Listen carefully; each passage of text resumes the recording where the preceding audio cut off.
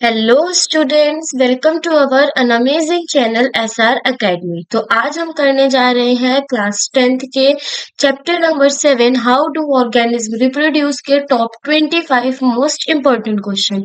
जैसे हम अपने इम्पोर्टेंट क्वेश्चन की सीरीज के अंदर सभी चैप्टर्स के इम्पोर्टेंट क्वेश्चंस को डिस्कस करते आ रहे हैं, जिसमें इम्पोर्टेंट क्वेश्चन के थ्रू हम अपने ओवरऑल जो हमारा चैप्टर है उसको हम कंप्लीट कर ले रहे हैं।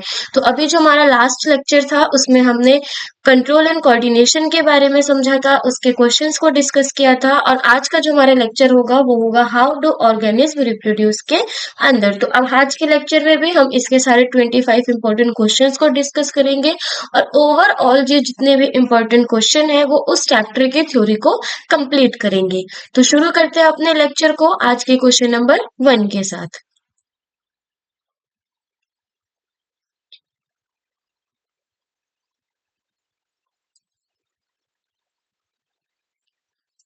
क्वेश्चन नंबर फर्स्ट में पूछा गया है, in the list of organism given below. देखो हमारे पास क्या है, यहाँ पे लिस्ट दी गई है ऑर्गेनिज्म की।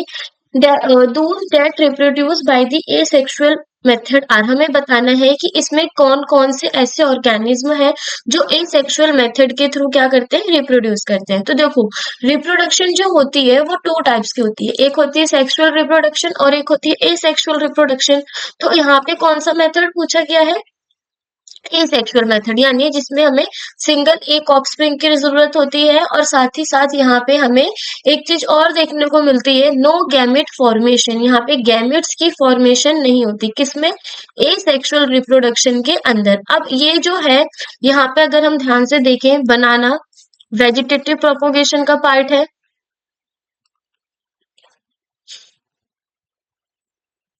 वेजिटेटिव प्रोपोगेशन, एसेक्सुअल रिप्रोडक्शन में भी काफी तरीके के हमारे पास मेथड्स थे। उसमें एक मेथड है वेजिटेटिव प्रोपोगेशन, जिसमें आता है हमारा बनाना। डॉग, डॉग कौन से रिप्रोडक्शन में आएगा, सेक्सुअल रिप्रोडक्शन के अंदर डिवाइड होगा। तो जो हमारा ऑप्शन नंबर सेकंड है वो तो इस क्वेश्चन का आंसर होगा नहीं। थर्ड पर आते हैं ईस्ट। ईस्ट हमारा यूनिसेल्युलर है, जिसमें हमें फिजन देखने को मिलता है, और वो कौन सा फिजन है, वो है हमारा मल्टीपल फिजन। नेक्स्ट है अमीबा। अमीबा के अंदर भी फिजन होता है, लेकिन कौन सा, बाइनरी फिजन। तो अब यहाँ से एक चीज क्लियर होती है कि हमारा जो वेजिटेटिव प्रोपोगेशन है, जो हमारा इसमें वेजिटेटिव प्रोपोगेशन यानी बनाना, ईस्ट और अमीबा, ये तीन ऐसे ऑप्शन है जो कौन से रिप्रोडक्शन को शो करते हैं, ए सेक्सुअल रिप्रोडक्शन के मेथड को शो करते हैं। तो अब हम यहाँ पे ऑप्शंस देखते हैं ए बी सी डी में, जिसमें फर्स्ट, थर्ड और फोर्थ चारों पॉइंट है। फर्स्ट, थर्ड और फोर्थ, यानी ऑप्शन बी क्या हो जाएगा इसका correct answer.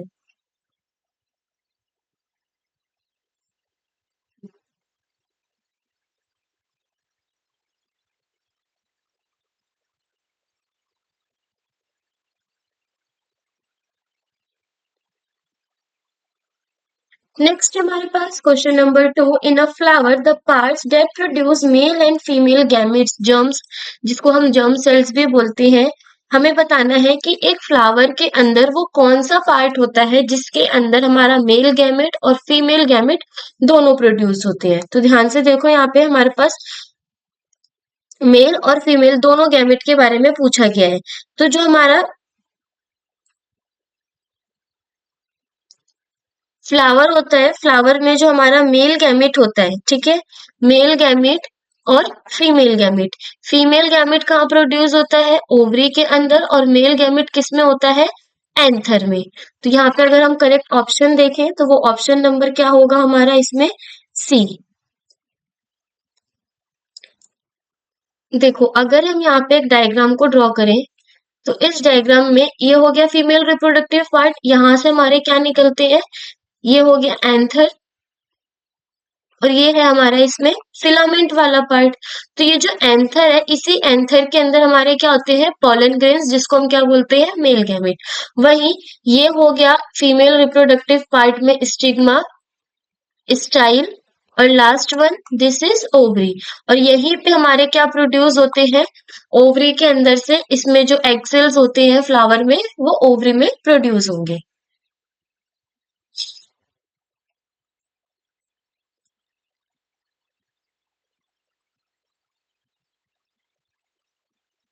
Question number 3.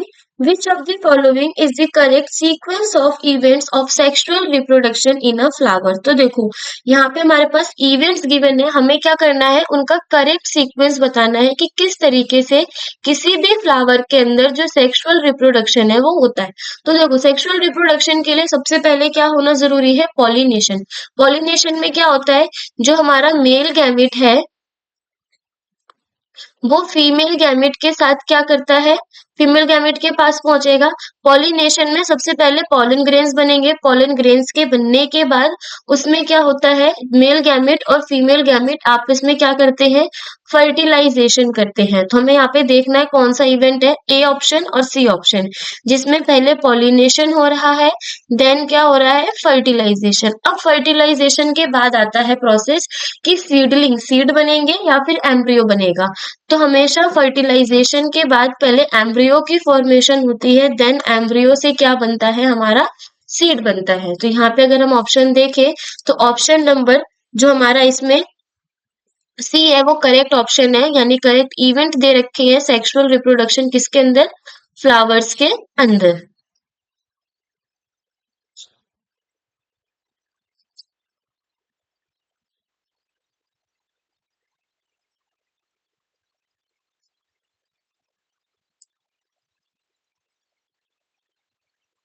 Question number 4. Offspring formed by asexual method of reproduction have greater similarity among themselves because question में ये बोला गया है कि जो भी हमारे ऑफस्प्रिंग प्रोड्यूस होते हैं कौन से मेथड से, एसेक्सुअल मेथड से, तो उसके अंदर हमारे पास देखने को मिलेगी बहुत ज्यादा सिमिलैरिटी, ग्रेटर सिमिलैरिटी देखने को मिलेगी। उसका रीजन क्या है, देखो सबसे पहला एसेक्सुअल रिप्रोडक्शन में जो ऑफस्प्रिंग होते हैं और जो पेरेंट्स होते हैं वो एकदम सिमिलर सिमिलर दिखते हैं।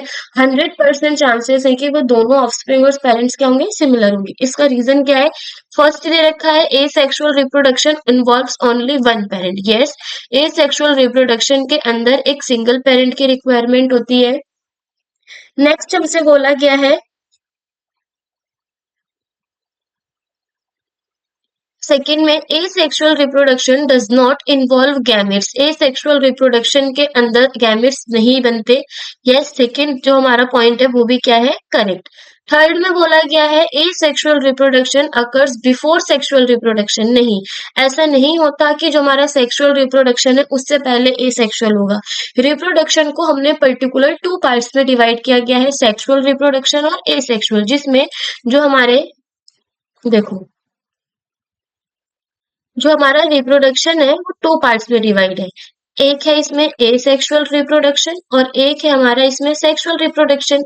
एसेक्सुअल हमारा लोअर ऑर्गेनिज्म के अंदर दिखने को मिलेगा, जैसे हमारे अमीबास वगैरह हो गए, और sexual reproduction higher organism, human beings, animals, इनके अंदर देखने को मिलता है। तो थर्ड ऑप्शन क्या हो गया हमारा, गलत। फोर्थ में बोला गया है asexual reproduction occurs after sexual reproduction, same पुराने वाले कॉन्सेप्ट की तरह जो हमारा थर्ड में लग रहा है। तो करेक्ट ऑप्शंस क्या है, फर्स्ट और second.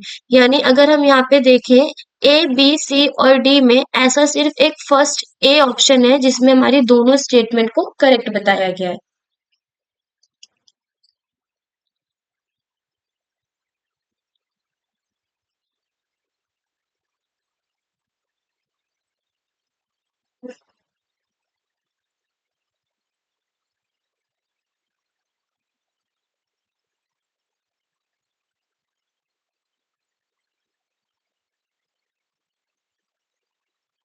Question number 5. In Spirogyra, asexual reproduction takes place by spirogyra के अंदर जो हमारा एसेक्सुअल रिप्रोडक्शन है वो किसके थ्रू होता है, ए ऑप्शन में है breaking up of filaments into smaller bits.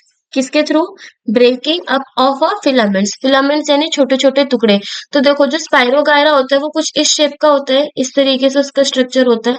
अब स्पायरोगायरा में होता क्या है कि ये जो है वो टुकड़ों में टूट जाता है, ये टुकड़ा अलग डेवलप होगा, ये टुकड़ा अलग डेवलप होगा, और ये जो टुकड़ा है वो अलग डेवलप होगा, यानी जो फिलामेंट है वो छोटे छोटे पीसेस में ब्रेक डाउन होगा, और हर एक ब्रेक डाउन हुआ फिलामेंट अपने आप एक न्यू स्पाइरोगायरा की फॉर्मेशन करेगा। तो करेक्ट ऑप्शन क्या हो गया, option number A.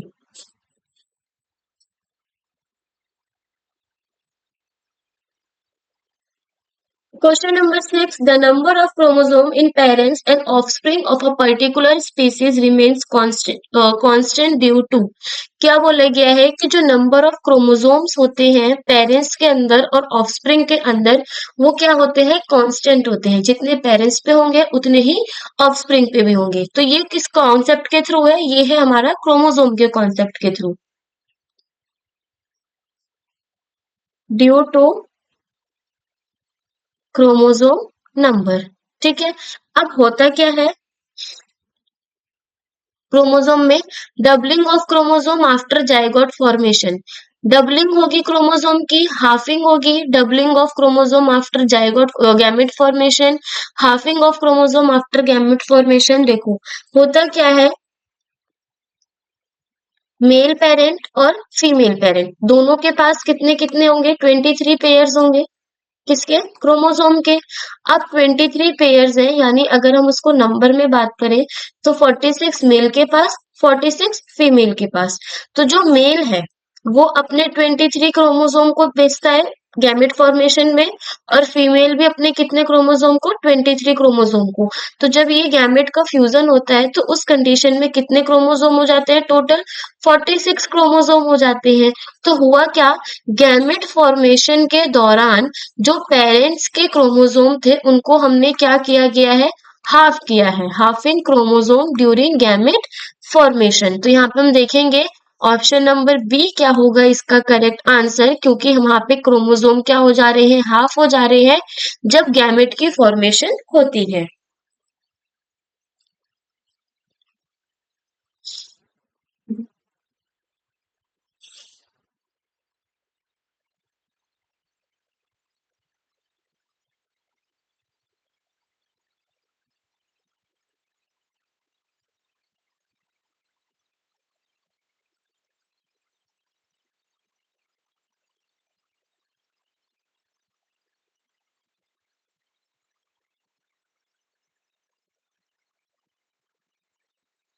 Question number 7, in figure the parts A B and C are sequentially. यहाँ पे हमारे पास क्या दे रखी है? फिगर दे रखी है, हमें इसमें ए बी और सी को बताना है। तो देखो सबसे पहले ये जो क्वेश्चन है ये इंपॉर्टेंट है, ये 2 मार्क्स का भी आता है कभी कभी पेपर में कि हमें सीड के डायग्राम को ड्रॉ करना है। तो ये हमारा पूरा सीड की पिक्चर है जिसमें ए बी और सी है। जो ए है उसको हम क्या बोलते हैं? ये दिस रीजन, इसको यानी ए वाले रीजन को हम बोलते हैं प्ल्यूम्यूल। ये जो आगे है फ्यूचर में डेवलप होके क्या बन जाता है? शूट। सी वाले रीजन को हम बोलते हैं रेडिकल, जो फ्यूचर में डेवलप होकर के क्या बन जाता है? रूट।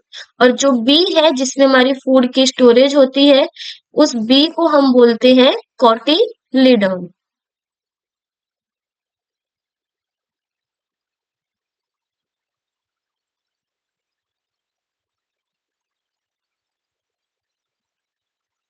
यानी ऑप्शन को देखेंगे, प्ल्यूम्यूल बी और सी दोनों में है। देन बी है हमारा कॉटिलीडन और सी है हमारा रेडिकल। तो करेक्ट ऑप्शन कौन सा हुआ? ऑप्शन नंबर सी।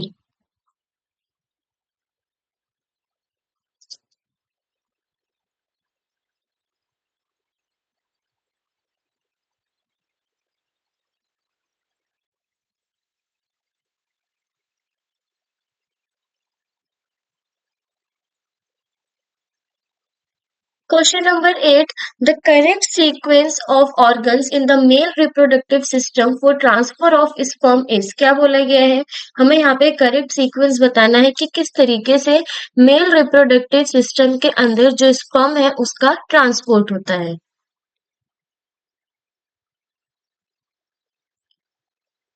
तो क्या बोला गया है? सबसे पहले देखो ह्यूमन मेल्स के अंदर जो मेल गैमेट है यानी स्पर्म, वो कहाँ बनते हैं? टेस्टिस में प्रेजेंट होते हैं। तो ए बी सी और डी चारों में हमारे पास टेस्टिस ऑप्शन है। देन जैसे ही हमारे स्पर्म की फॉर्मेशन हो जाती है वो स्टोर होते हैं एपिडिडाइमिस में। टेस्टिस में हमारे स्पर्म की फॉर्मेशन हो। अब ये टेस्टिस से कहाँ जाते हैं? एपिडिडाइमिस के अंदर, जहाँ पे ये क्या होते हैं? स्टोर होते हैं। अब एपिडिडाइमिस में स्टोर होने के बाद ये डिलीवर होते हैं वास्ट डिफरेंस के थ्रू। किसके थ्रू? वास डिफरेंस के थ्रू। जो वास डिफरेंस है वो जाकर के कहाँ अटैच होता है? यूरिनरी ब्लैडर पर।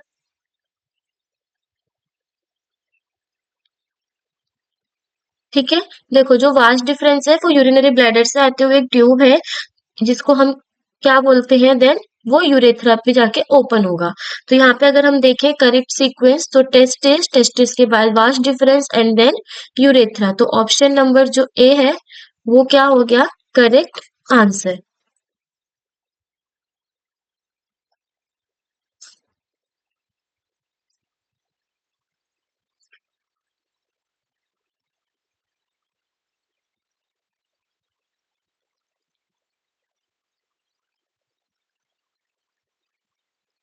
Question number 9. Describe sexually transmitted diseases and mention the ways to prevent them.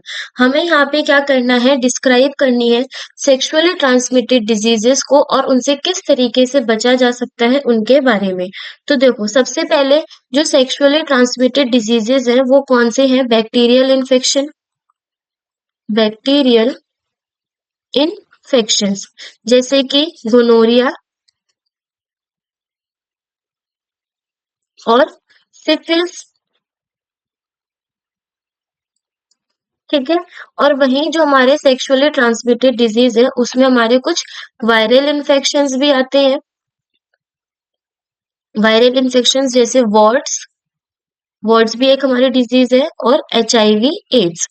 अब इनसे किस तरीके से बचा जा सकता है? To prevention, to prevention.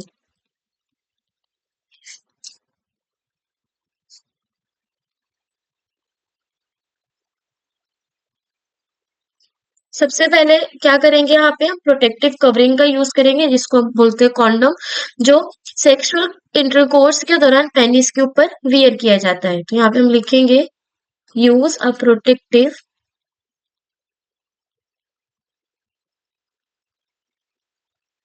covering called condom over the penis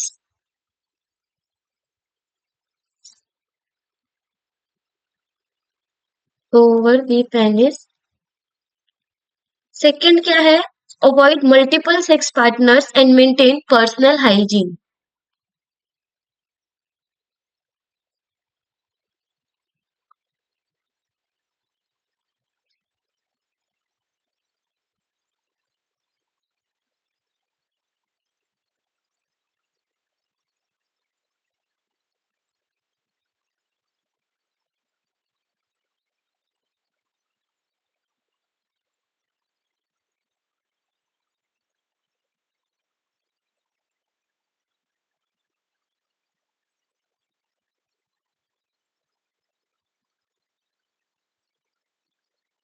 Question number 10. Reproduction is essentially a phenomenon that is not for survival of an individual but for the stability of a species. Justify. देखो ये बोला गया है कि जो reproduction है वो जरूरी फिनोमिना नहीं है किसी भी इंडिविजुअल के सर्वाइवल के लिए, बट स्पीसीज को स्टेबिलिटी मेंटेन करने के लिए जो हमारा रिप्रोडक्शन है वो क्या है? एक बहुत असेंशियल फिनोमिना।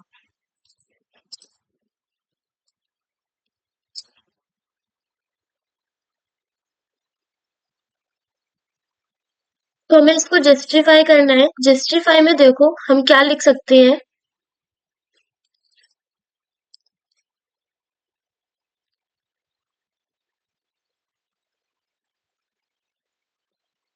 ऑर्गेनिज्म को एनर्जी की रिक्वायरमेंट होती है ग्रोथ के लिए और सर्वाइवल के लिए। वो इस एनर्जी को कहाँ से लेते हैं? न्यूट्रिशन के थ्रू, रेस्पिरेशन के थ्रू।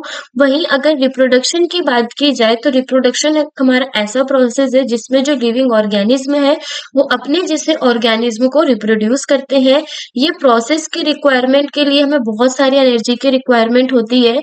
इस वजह से रिप्रोडक्शन जो है वो हमारा एक असेंशियल फिनोमिना नहीं है सर्वाइवल के लिए। अब रिप्रोडक्शन के दौरान जो हमारा जेनेटिक मटेरियल है वो ट्रांसफर होता है एक जनरेशन से दूसरे जनरेशन में, जिसे हम बोलते हैं डीएनए कॉपिंग। अब डीएनए क्या होता है, कॉपी करता है बहुत हाई कंसिस्टेंसी से, साथ ही साथ उसकी वजह से उसमें बहुत सारे वेरिएशंस आते हैं, और इस वेरिएशंस की वजह से जो हमारी स्पीशीज है वो एडजस्ट हो पाती है, सर्वाइव कर पाती है कॉन्स्टेंटली जो भी हमारा एनवायरमेंट है उसके चेंज होने के अकॉर्डिंग। इस वजह से रिप्रोडक्शन जरूरी है स्टेबिलिटी ऑफ द स्पीसीज को मेंटेन करने के लिए। तो यहाँ पे हम इस पूरे आंसर को मेंशन करेंगे कि organism need energy for their growth and survival. They obtain the required energy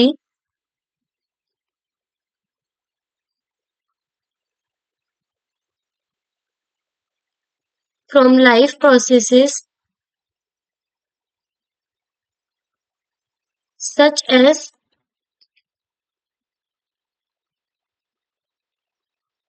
nutrition and respiration.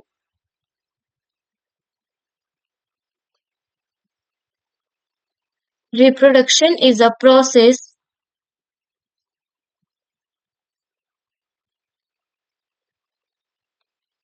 through which living organisms rep- reproduce new organisms of their own kind. Thus, this process requires a lot of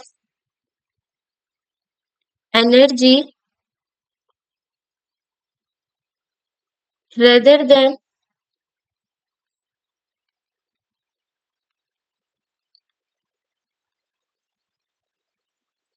providing energy. So, reproduction is not essential for survival.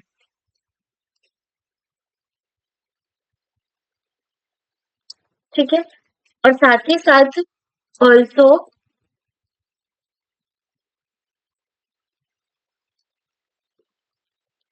during reproduction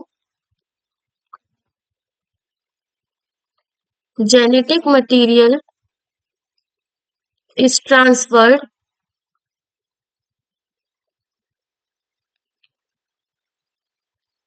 from one generation to another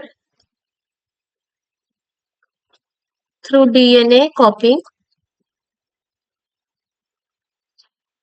DNA is copied with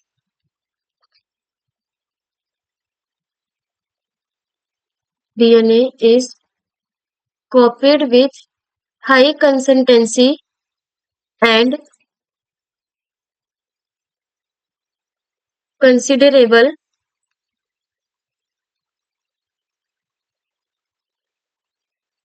variations, and these variations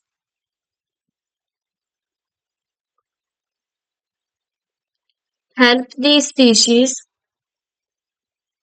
to adjust and survive in the constantly changing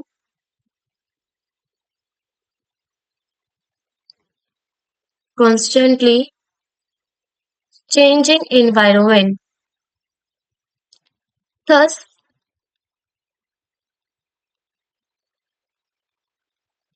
reproduction is essential for the stability of the species.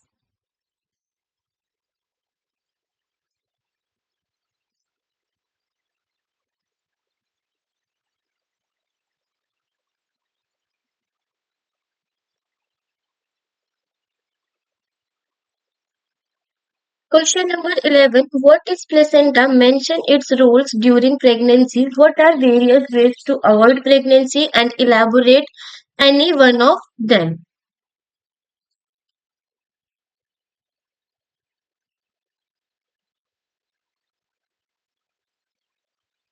तो placenta क्या है? सबसे पहले placenta की बात की गई है कि what is placenta.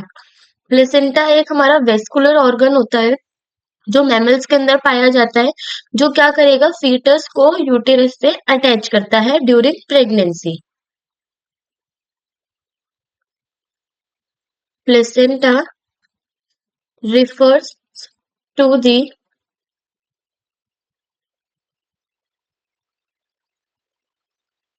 temporary vascular organ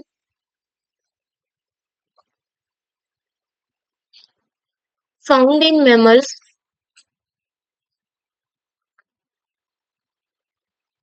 which attaches the fetus to the uterus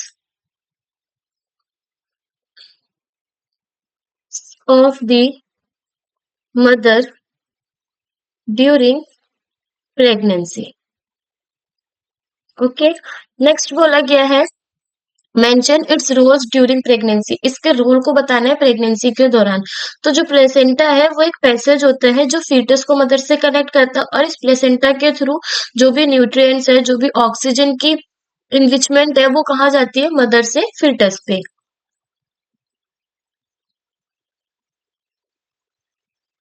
So the placenta is the passage that unites the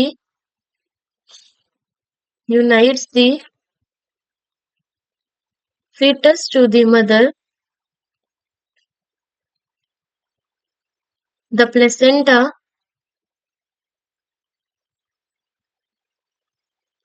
facilitates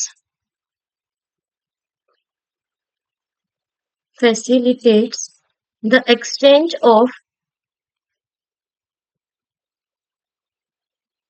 nutrients and oxygen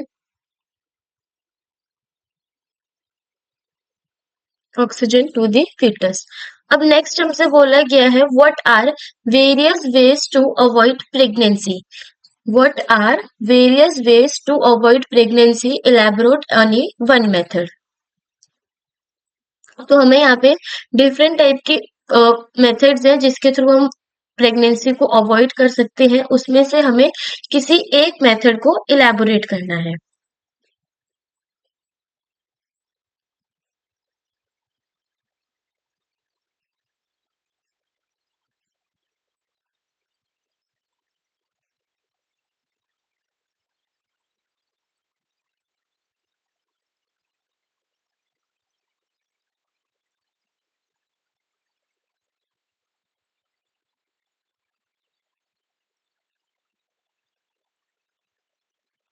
methods to avoid pregnancy. तो देखो हमारे पास इसमें एक बैरियर मेथड होता है, एक surgical method होता है,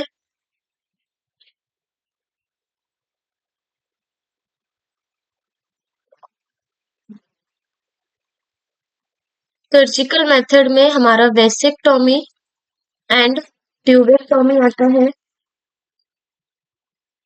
वहीं अगर हम बैरियर मेथड की बात करें तो बैरियर मेथड के अंदर हमारे कॉन्डम्स ये सब आते हैं। एक है हमारे पास इसमें इंट्रा यूटेराइन डिवाइस, ठीक है, इसको हम क्या बोलते हैं? इंट्रा यूटेराइन डिवाइस, जिसमें कॉपर टी वगैरह हो गए, ये सब हमारे आते हैं। अब देखो अगर हम इनमें से किसी एक पर्टिकुलर हार्मोनल मेथड को, पर्टिकुलर प्रेगनेंसी अवॉइड मेथड की बात करें तो देखो इसमें एक है हमारा contraceptive method,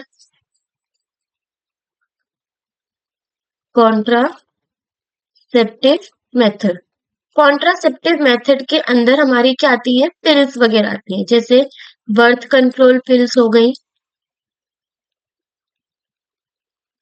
birth control pills, ठीक है, बर्थ कंट्रोल पैच हो गए। लेकिन जो हमारे 10th क्लास में है वो सिर्फ है birth control pills, oral pills, जिसके थ्रू प्रेगनेंसी को अवॉइड किया जा सकता है।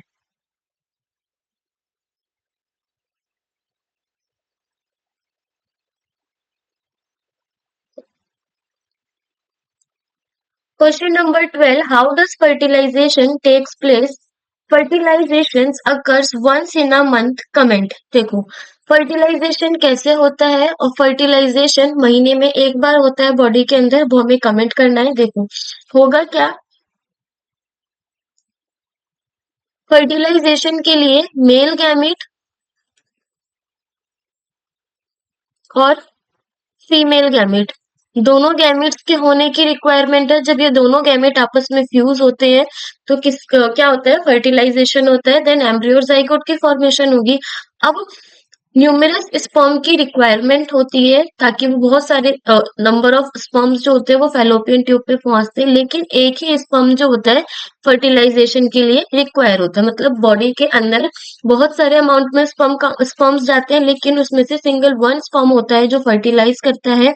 और हर मंथ ओव्यूलेशन साइकिल के दौरान एक एग जो है वो ओवरी से रिलीज होता है हर अराउंड 14th डे पे, जिसे हम मेंस्ट्रुएशन साइकिल का ओव्यूलेशन डे बोलते हैं।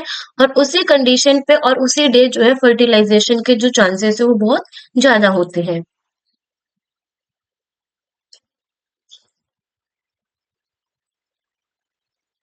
तो यहाँ पे हम लिखेंगे numerous sperms reach the fallopian tube,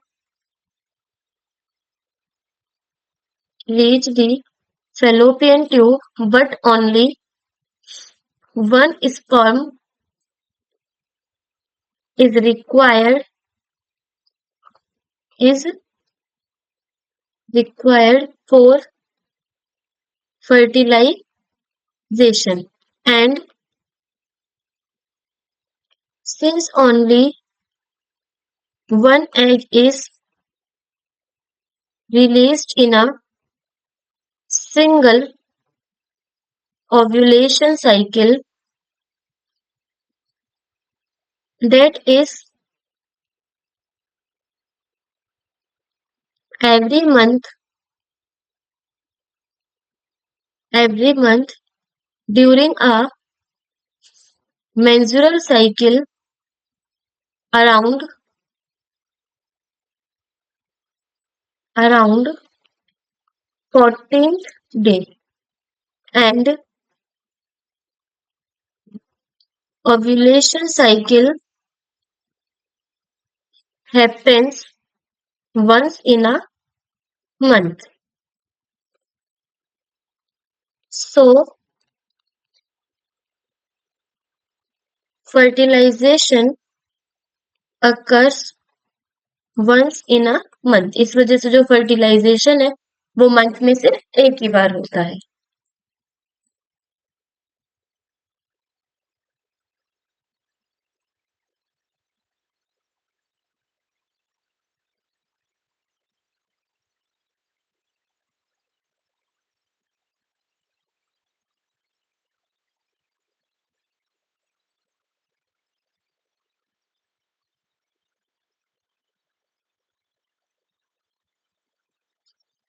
Next question number 13. Distinguish between a gamete and zygote. Explain their roles in sexual reproduction.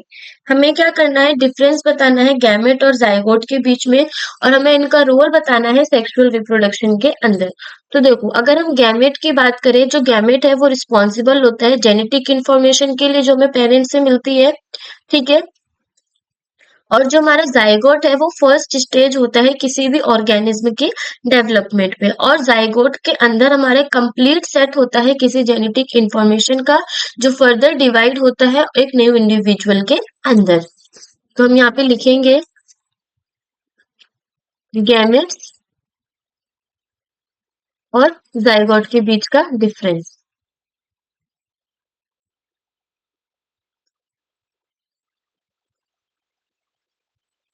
So gametes are responsible for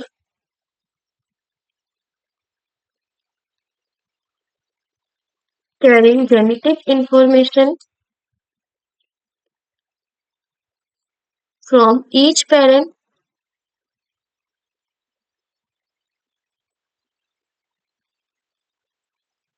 during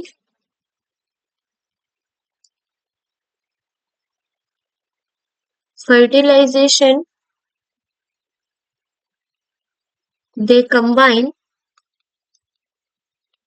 to form a zygote. ठीक है, और zygote की बात की जाए तो the zygote is a first stage of a new organism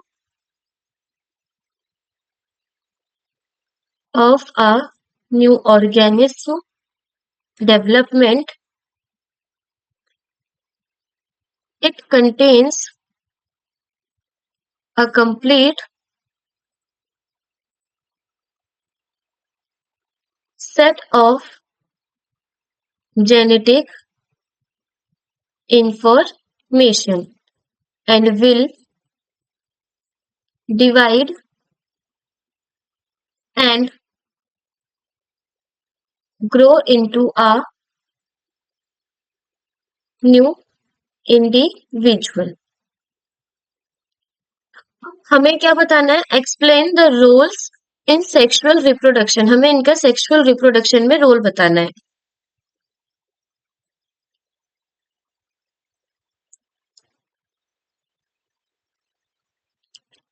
तो देखो,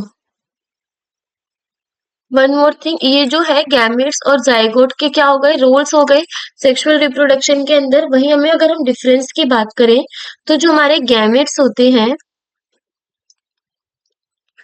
गैमेट्स हमारा क्या होता है? एक सेक्स सेल होता है जिसे हम जर्म सेल्स भी बोलते हैं. ठीक है, ह्यूमन के अंदर टू टाइप्स के गैमेट्स होते हैं. एक होता है मेल गैमेट और एक होता है उनके अंदर फीमेल गैमेट. मेल में जो मेल गैमेट होता है उसको हम स्पर्म बोलते हैं और फीमेल गैमेट को हम बोलते हैं ओवम या फिर एग. ठीक है, अनदर पॉइंट, जो हमारे गैमेट्स होते हैं वो हैप्लॉइड होते हैं. हैप्लॉइड मतलब half the number of chromosome. Half the number of chromosome होते हैं. ठीक है, और नॉर्मल अगर हम एक ह्यूमन बॉडी की बात करें तो उसमें 23 क्रोमोसोम्स होते हैं इन ह्यूमन. ठीक, अब वही बात आती है किसकी? जाइगोट की. तो जाइगोट क्या होता है? एक हमारा सेल होता है जो फर्टिलाइजेशन के बाद बनता है, आफ्टर फर्टिलाइजेशन. ठीक है, ये हमारा डिप्लॉइड होता है. डिप्लॉइड का मतलब इसमें फुल सेट ऑफ क्रोमोसोम्स देखने को मिलेंगी. गैमेट में आधे हैं तो जाइगोट में उसका डबल, यानी कितने हो गए टोटल? 46 क्रोमोसोम्स. ठीक, अब ये जो जाइगोट है वो उसके अंदर क्या होगी? सेल डिवीजन होगी. सेल डिवीजन के बाद वो किसमें डेवलप हो जाएगा? Develops into an embryo.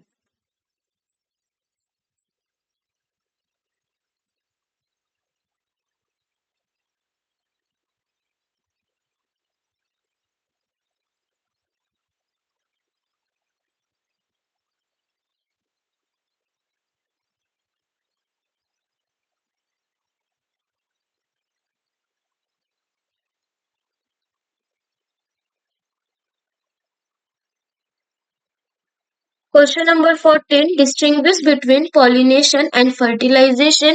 Mention the site and product of fertilization in a flower. ठीक है, सबसे पहले हमें यहाँ पे क्या करना है? डिस्टेंस और डिफरेंस बताना है पॉलिनेशन और फर्टिलाइजेशन के बीच में. तो देखो, पॉलिनेशन क्या होता है? पॉलिनेशन हमारा एक प्रोसेस होता है.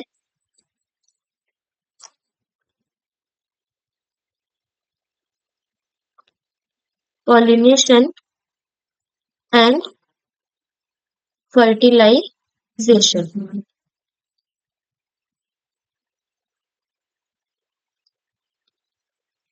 पॉलिनेशन क्या है? एक हमारा प्रोसेस है जिसमें पॉलन ग्रेन ट्रांसफर होता है एंथर से स्टिग्मा के ऊपर। स्टिग्मा का होता है फ्लावर के पिस्टिल पे। वहीं फर्टिलाइजेशन हमारा फ्यूजन का प्रोसेस होता है जिसमें मेल गैमेट और फीमेल गैमेट दोनों आपस में आके फ्यूज करते हैं। तो यहाँ पे हम लिखेंगे इनकी डेफिनेशन की पॉलिनेशन में it is the process of transfer of pollen grains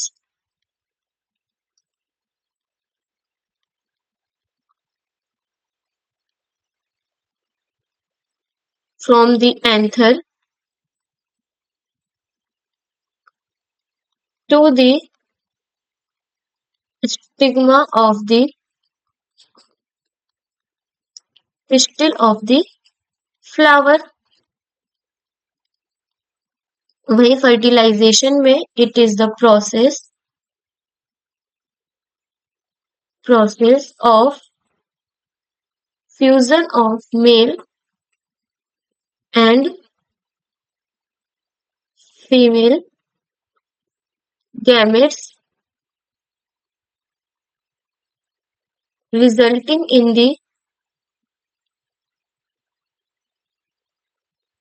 formation of zygote।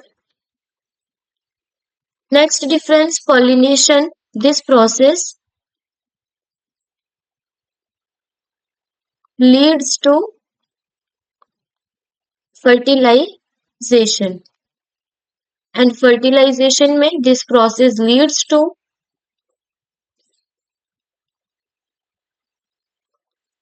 formation of seeds।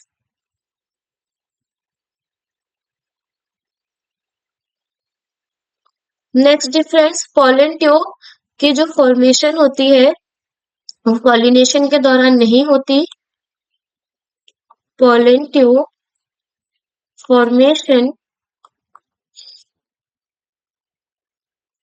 does not take place in pollination।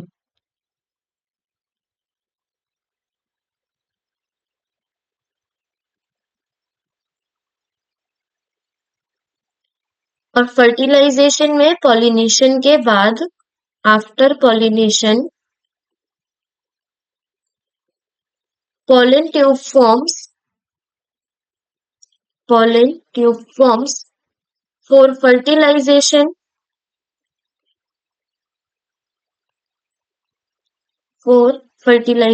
To occur. ठीक है। अब पूछा गया है mention the site and product of fertilization in a flower. अगर हम site की बात करें तो साइट ऑफ फर्टिलाइजेशन यानी फ्लावर के अंदर जो फर्टिलाइजेशन है वो कहाँ होता है? तो वो होता है ओव्यूल जो प्रेजेंट होता है ओवरी के अंदर। Ovule present in the ovary. Next क्या पूछा गया था? Product of fertilization in a flower. तो यहाँ पे हम लिखेंगे प्रोडक्ट ऑफ फर्टिलाइजेशन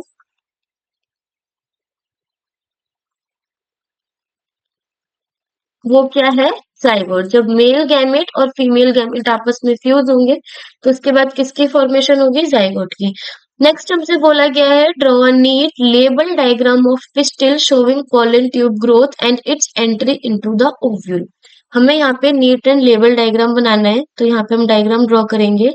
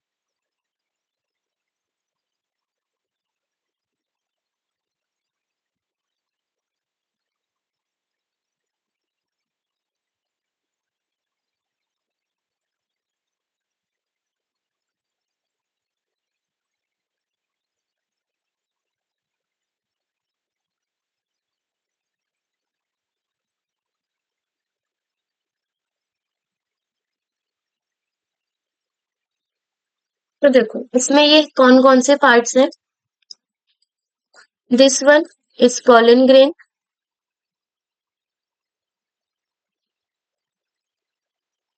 ये हो गया हमारा स्टिग्मा, सॉरी ये स्टाइल है हमारा इसमें।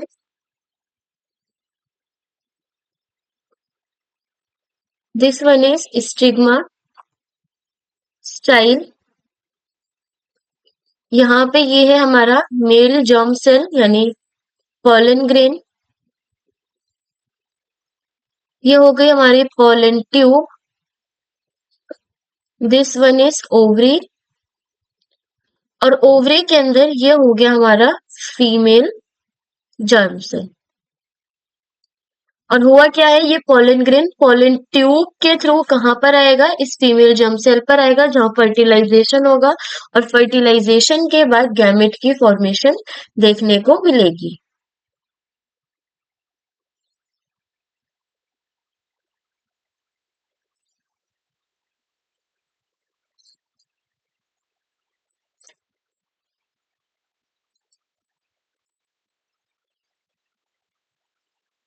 Question number 15. Write 2 points of difference between asexual and sexual types of reproduction. Describe why variations are observed in the offspring formed by sexual reproduction.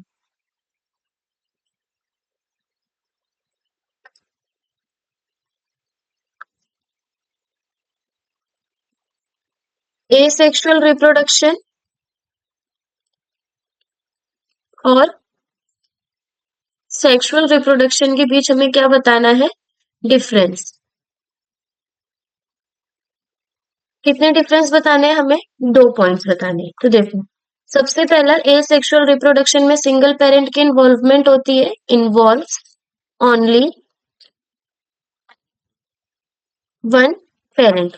Sexual reproduction में 2 parents की involvement होती है, तो यहाँ पे हम लिखेंगे इन्वॉल्व 2 पेरेंट। नेक्स्ट है डिफरेंस में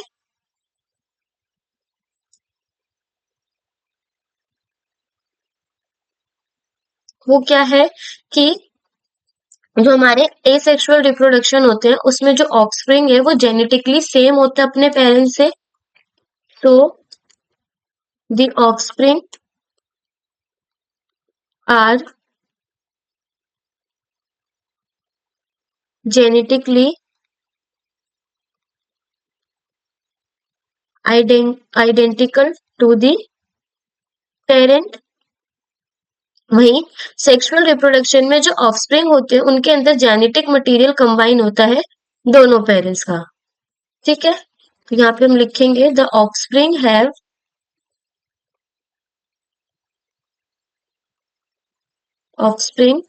अ combination of genetic material from both parents. Next हमें क्या बताना है, describe why variations are observed in the offspring formed by sexual reproduction. ठीक है, तो देखो होता क्या है, गैमेट्स की इन्वॉल्वमेंट होती है सेक्सुअल रिप्रोडक्शन में जिसकी वजह से वेरिएशंस आते हैं। अब होता क्या है कि डीएनए कॉपी होती है सेक्सुअल रिप्रोडक्शन में जिसमें मेल गैमेट और फीमेल गैमेट फ्यूज करेंगे, उसकी वजह से वो वेरिएशन कंबाइन होते हैं, जो नए कॉम्बिनेशन से ऑफस्प्रिंग बनता है उसके अंदर देखने को मिलते हैं। तो हम यहाँ पे लिखेंगे gametes involved in sexual reproduction possesses some variations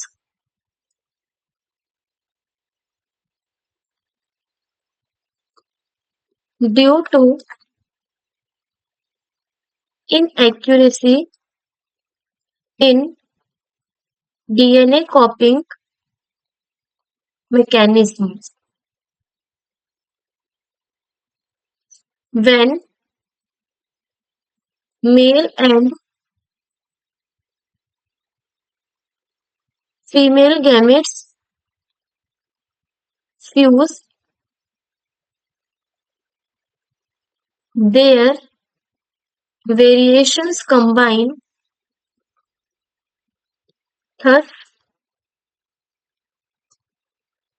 creating new combinations of variations in the offspring. Thus, offspring formed by offspring formed by sexual reproduction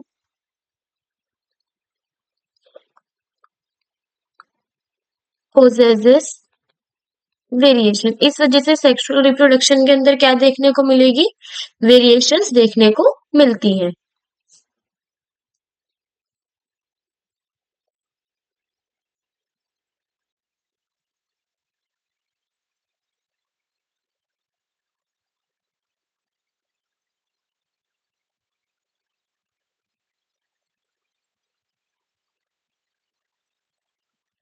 question number 16 in the given figure label the parts and mention their function. हमें क्या करना है?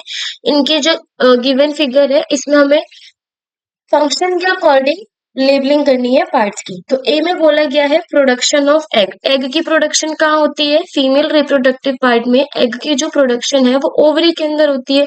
और इस given figure में ovary है हमारी this, क्योंकि फीमेल में पेयर ऑफ ओवरीज प्रेजेंट होती है जिसके अंदर से ओवम यानी एग रिलीज होता है। बी बोला गया है site of fertilization. Site of fertilization तो फीमेल बॉडी के अंदर जो फर्टिलाइजेशन है वो कहाँ देखने को मिलता है? फैलोपियन ट्यूब में। And fallopian tube is this reason.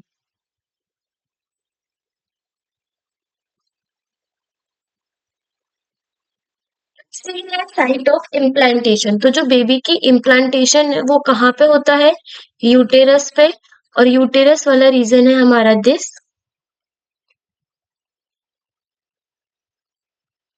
Entry of the sperm, sperm की एंट्री किसके थ्रू होती है? वेजाइना के थ्रू होती है। और वेजाइना है हमारा दिस रीजन।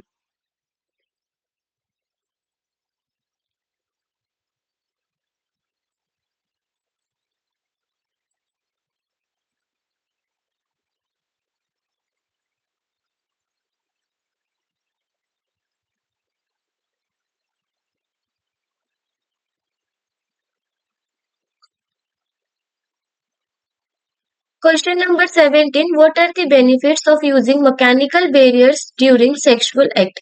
क्या बेनिफिट्स है मैकेनिकल बैरियर्स का यूज करने का सेक्सुअल एक्ट के दौरान? तो देखो, जो हमारे मैकेनिकल बैरियर्स होते हैं वो प्रिवेंट करते हैं कांटेक्ट किसका? एग और स्पर्म का, यानी एग और स्पर्म को मिलने से रोकते हैं जिससे प्रेगनेंसी नहीं होती। And also help prevent the transmission of STDs. Next है हमारे पास क्वेश्चन नंबर 17 जिसमें बोला गया what are the benefits of using mechanical barriers during sexual act. हमें बताना है कि क्या बेनिफिट्स हैं मैकेनिकल बैरियर्स को यूज करने का सेक्सुअल एक्टिविटी के दौरान। तो देखो, मैकेनिकल बैरियर्स क्या करते हैं? मैकेनिकल बैरियर्स प्रेगनेंसी को प्रिवेंट करते हैं, फिजिकली ब्लॉक करते हैं, स्पर्म को एग तक पहुंचने नहीं देते हैं। साथ ही साथ ये ऑल्सो प्रिवेंट करते हैं एसटीडी से, किससे? सेक्सुअली ट्रांसमिटेड डिजीज से। तो यहाँ पे हम आंसर लिखेंगे कि mechanical barriers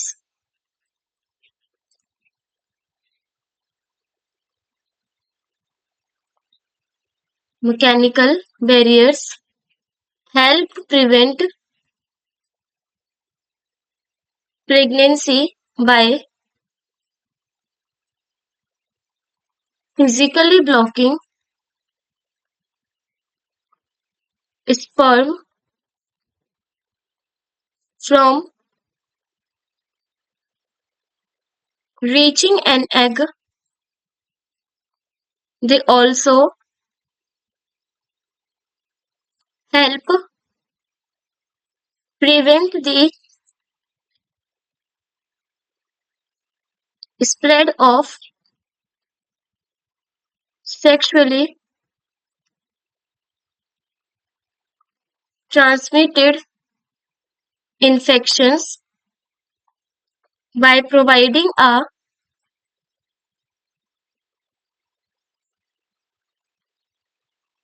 by providing a physical barrier against the exchange of bodily fluids. Okay, next question है हमारे पास क्वेश्चन नंबर 18, जिसमें बोला गया which among of the following is not the function of testis at puberty. हमें बताना है कि इनमें से कौन सा जो है वो फंक्शन नहीं है टेस्टिस का प्यूबर्टी के दौरान। तो देखो फर्स्ट ऑप्शन में क्या बोला गया है, फॉर्मेशन ऑफ जर्म सेल्स। तो देखो this is the function of testis, ये टेस्टिस का काम है कि जिसमें फॉर्मेशन होगी जर्म सेल्स की, यानी टेस्टिस्टेरोन की। सेकेंड है सिक्रीशन ऑफ टेस्टिस्टेरोन। तो ये क्या है, ये टेस्टिस का फंक्शन है जो मेल के अंदर सेकेंडरी सेक्सुअल कैरेक्टरिस्टिक्स को शो करता है। थर्ड है हमारे पास डेवलपमेंट ऑफ प्लेसेंटा, प्लेसेंटा की डेवलपमेंट। हमें इसमें से ये बताना है कि कौन सा टेस्टिस का फंक्शन नहीं है प्यूबर्टी के दौरान। तो देखो टेस्टिस में जर्म सेल की भी प्रोडक्शन होती है, टेस्टिस्टेरोन भी सिक्रीट होता है, लेकिन डेवलपमेंट ऑफ प्लेसेंटा नहीं होता, क्योंकि प्लेसेंटा किसके अंदर होता है, फीमेल रिप्रोडक्टिव सिस्टम में। फोर्थ है सिक्रीशन ऑफ एस्ट्रोजन। तो ये भी हमारी स्टेटमेंट गलत है, क्योंकि एस्ट्रोजन जो हार्मोन है वो फीमेल्स के अंदर पाया जाता है। तो फर्स्ट और सेकंड स्टेटमेंट हमारी ठीक है। अगर इसके अकॉर्डिंग हम ऑप्शन देखें ए बी सी और डी में, तो ए हमारा क्या होगा, एक करेक्ट ऑप्शन।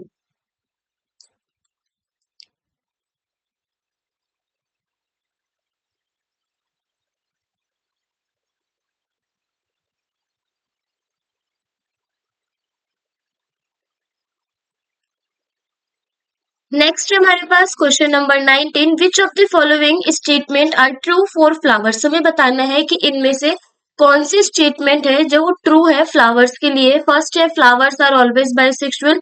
क्या फ्लावर्स हमेशा बाइसेक्सुअल होते हैं? नहीं, फ्लावर्स हमारे यूनिसेक्सुअल भी होते हैं और बाइसेक्सुअल भी होते हैं, यानी फर्स्ट स्टेटमेंट हमारी क्या हो गई, गलत।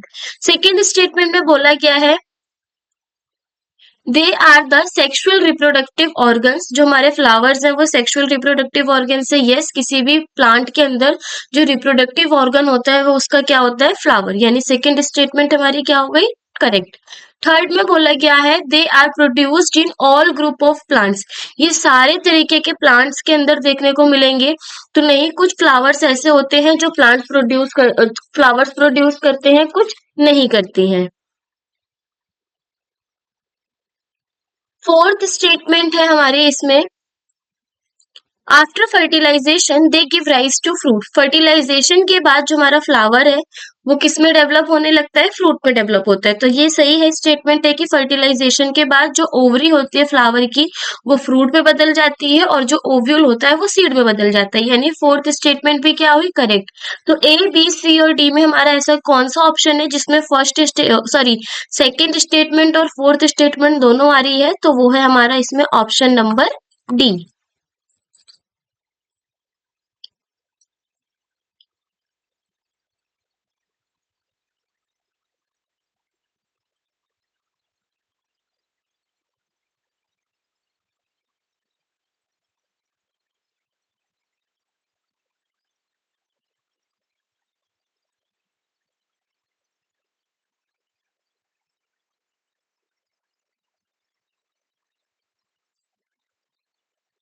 Question number 20. Which among the following statements are true for unisexual flowers?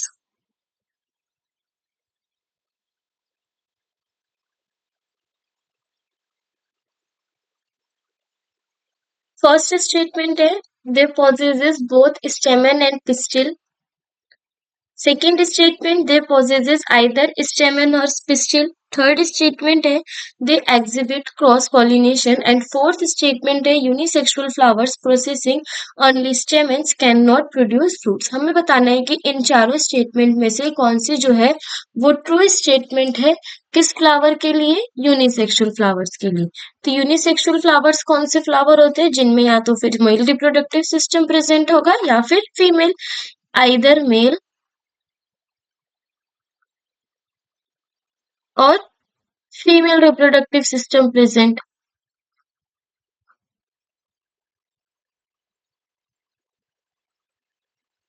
या तो उनमें मेल रिप्रोडक्टिव सिस्टम प्रेजेंट होगा या फिर female.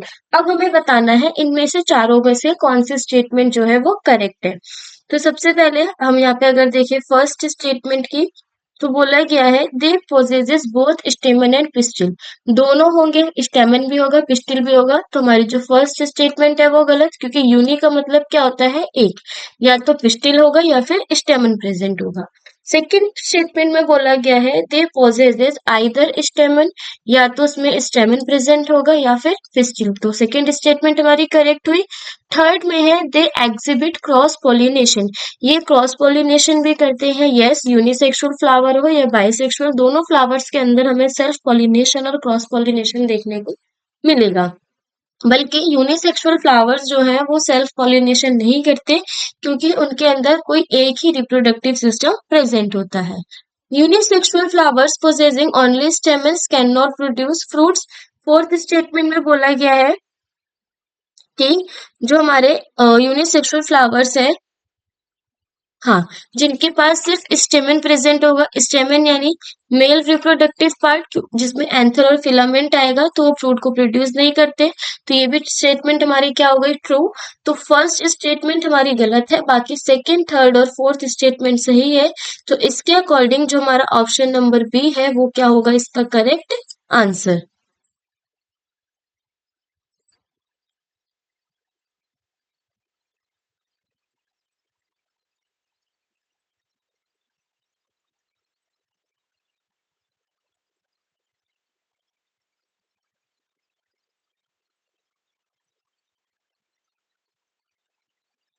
Question number 21. Which among the following statements are true for sexual reproduction in flowering plants?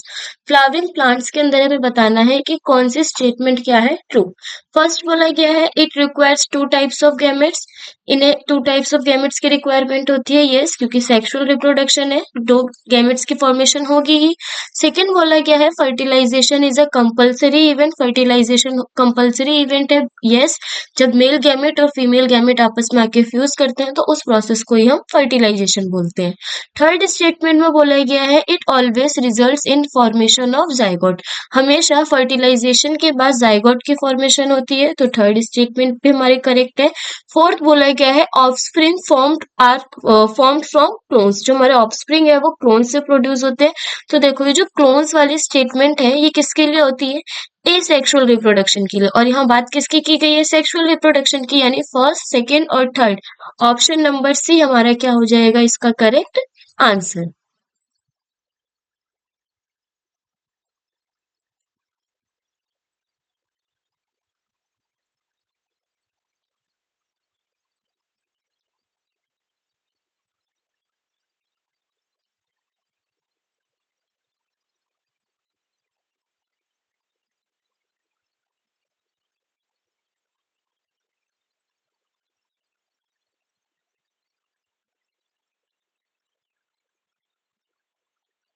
Question number 22. Offspring formed as a result of sexual reproduction exhibit more variations because, जो भी हमारे offspring produce होते हैं sexual reproduction के दौरान उनके अंदर हमें वेरिएशन दिखने को मिलती है। क्यों, क्योंकि फर्स्ट स्टेटमेंट बोला गया sexual reproduction is a lengthy process. तो ये हमारी स्टेटमेंट इनकरेक्ट है कि हमारा लेंथी प्रोसेस होता है। पर्टिकुलर ह्यूमन बींग्स हो चाहे एनिमल्स हो, उनके अंदर जो सेक्सुअल रिप्रोडक्शन का पीरियड होता है जिसे हम गेस्टेशनल पीरियड बोलते हैं किसी भी ऑफस्प्रिंग के डेवलपमेंट के लिए, वो एक पर्टिकुलर मंथ्स में होता है, पर्टिकुलर ईयर्स में होता है, यानी उसकी कोई एक टाइम ड्यूरेशन लिमिट होती है।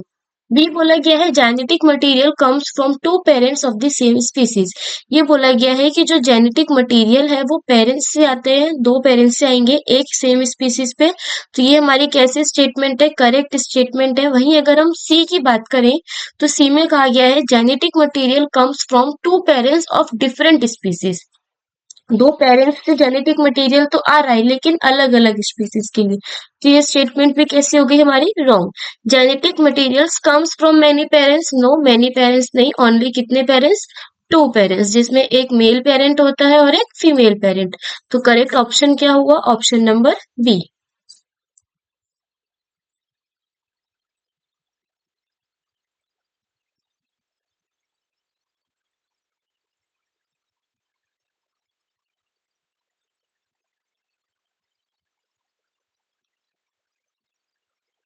Question number 23. During adolescence, several changes occur in the human body.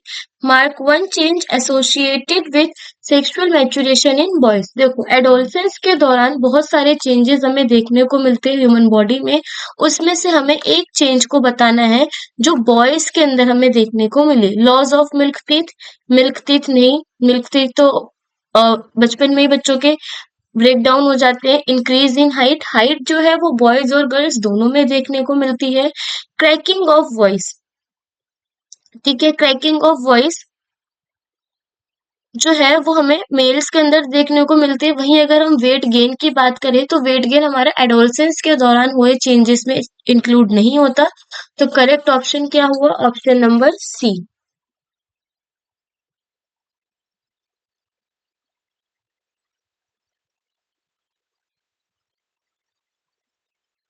Question number 24. In human males, the testes lies in the scrotum because it helps in the जो हमारे ह्यूमन मेल्स होते हैं उनके अंदर ये जो टेस्टिस है वो किसके अंदर प्रेजेंट होते हैं? स्क्रोटम के अंदर. और because it helps in, scrotum के अंदर जो हमारे टेस्टिस प्रेजेंट होते हैं वो किसमें हेल्प करती है? टेस्टिस के अंदर क्या होता है? Formation of sperm. यानी करेक्ट ऑप्शन क्या हुआ? Option number B.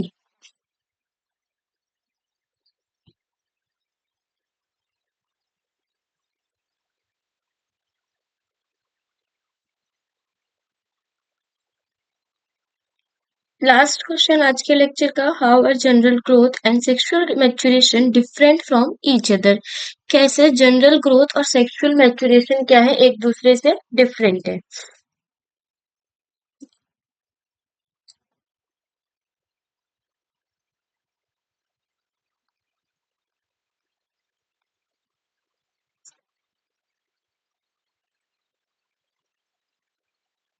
General growth का मतलब क्या होता है? डेवलपमेंट चेंज जो होती है बॉडी के अंदर, जैसे बॉडी की हाइट का इंक्रीज होना, वेट का इंक्रीज होना, शेप में इंक्रीज होना, बॉडी के साइज में इंक्रीज होना.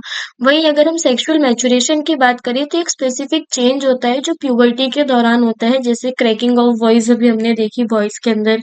New new hair patterns grow होते हैं बॉडी में, आर्म पिट्स में, जेनाइटल एरियाज में. ब्रेस्ट की डेवलपमेंट होती है फीमेल्स में. बियर्ड की डेवलपमेंट होती है, माउथ माउथ एचेस की डेवलपमेंट होती है मेल्स के अंदर. तो ये दोनों जो ग्रोथ है वो क्या है? तो बहुत डिफरेंट डिफरेंट है. तो यहाँ पे हम आंसर में लिखेंगे कि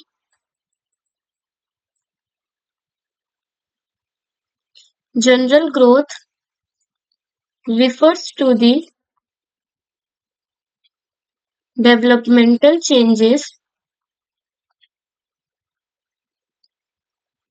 by which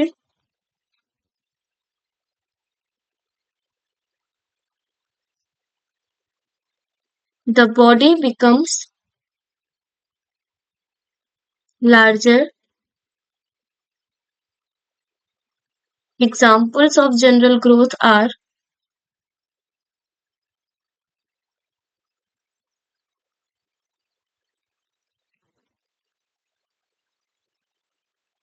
increase in height, increase in weight,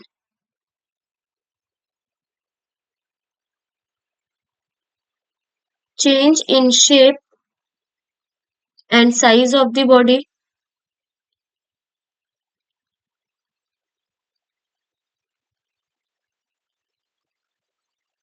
वहीं अगर हम सेक्सुअल मैच्योरेशन की बात करें तो sexual maturation refers to specific changes that that occur at puberty, like cracking of voice, new hair patterns,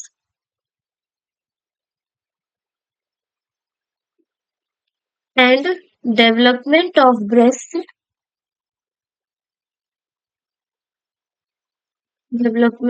breast in females, development of beard and moustaches in males, etc.